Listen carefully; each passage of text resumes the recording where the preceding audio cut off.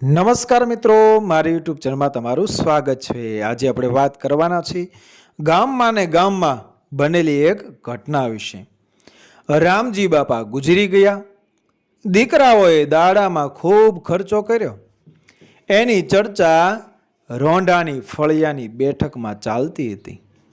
ફળિયાની વચ્ચે સ્ત્રીઓ પોતપોતાનું નાનું કામ લાવીને બેઠી હોય, અલગ મલગની વાતો થતી હોય, મજાક મસ્તી પણ ચાલુ હોય। એકે કહ્યું, રામજી બાપાએ તો સરસ મજાના લાડવા ખવડાવ્યા, હવે કોનો વારો છે? એની વાતનો સૂર અને ઈશારો મણિમા તરફ હતો। હવે ફળિયામાં એ સૌથી મોટી ઉંમરના હતા। વાતને સમજી ગયેલી મણિમાની વહુ સુશીલાએ હસીને જવાબ આપ્યો, અમારા બા હજી એમ મરે એમ નથી હો, તમારે લાડવા ખાવા હોય તો એમ જ ખવડાવી દઈએ। એ તમને ક્યાં નડવા આવે છે કે મારી નાખવા બેઠા? સાચું કહું, કોઈ કોઈને મારવાનું કહે એ મને ના ગમે, રોવું આવે। બેઠેલી બધી હસી પડી।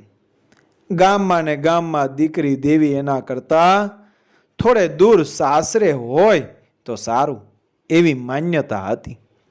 છતાં સુશીલા ગામમાં ને ગામમાં પરણીને મણિમાને ઘરે આવી હતી। વાત એમ હતી કે એ વખતે સુશીલા 13-14 વર્ષની હતી।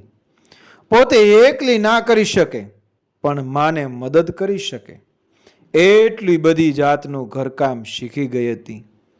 માં વિજયાને કંઈ કામ પડે એટલે સુશીલાને બોલાવે, એને આવતા ક્યારેક વાર લાગે તો અટાણ સુધી ક્યાં મરી હતી એમ કહીને ખીજાય પણ ખરી। સુશીલાની સામે ખીજ તો સડે પણ મા સામે કંઈ બોલે નહીં। પણ આજે એને વધુ ખીજ ચડી, રોઈ પડી, તમે મને રોજ મરવાનું કહો છો, ભાઈને તો એમ કહેતા નથી મારે જીવવું નથી, સાચે જ મરી જવું છે, એમ કહીને રિસાઈને ઘરની બહાર ચાલી ગઈ। વિજયાને એમ કે ડેલીએ ઊભીને રોતી હશે, રોઈ ધરાશે એટલે મેળે આવતી રહેશે, પણ સુશીલા આવી નહીં। એટલે થોડી વાર પછી તે જોવા બહાર નીકળી। એને ડેલીએ કે રસ્તા પર સુશીલા ન દેખાય। વિજયા ગભરાઈ ગઈ, માણસો એકઠા થયા, શોધખોળ ચાલુ થઈ। ઘરેથી નીકળીને સુશીલા પાછલા પાદરના રસ્તે ગઈ। પહેલી વાડી મણીની હતી। એ માથા ઢક ઊભેલી જુવારની પાછળ કામ કરતી હતી। સુશીલાને કોઈ દેખાયું નહીં એટલે કૂવા તરફ જવા લાગી। રડતી અને ઉતાવળે કૂવા તરફ સુશીલાને જતી જોઈ મણી સફાળી ઊભી થઈ ગઈ। દોડીને એને પકડી લીધી। પૂછપરછ કરતા સુશીલાએ કહ્યું કે મારી બા મને રોજ મરી જવાનું કહે છે, આજે તો મરી જ જવું છે। આવડી ઉંમરે આવી ભોળપણવાળી ખીજ ચડે એવું વિચારીને એને હસવું આવ્યું। એણે સમજાવ્યું, એ તો આપણા ગામડાની બોલવાની રીત કહેવાય, એને સાચું ના મનાય અને કોઈ મરવાનું કહે એમ આપણી આબડતા વધે છે। સુશીલા શાંત થઈ। મણીએ કહ્યું, ચાલ તારી બાવે કોઈ દી તને મરવાનું ના કહે એવો પાઠ ભણાવી દઈએ। એણે કારસો સમજાવ્યો।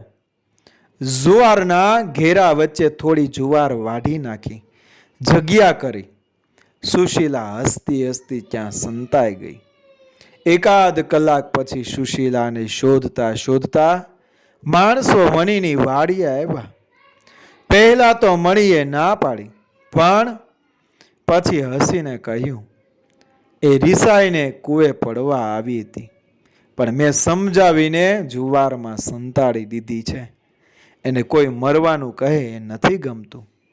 હવેથી એની મા વિજયા ક્યારેય મરવાનું નહીં કહે, એ શરતે લઈ જાઓ। નીચું જોઈને હસતી હસતી સુશીલા બધા સાથે ઘરે ગઈ।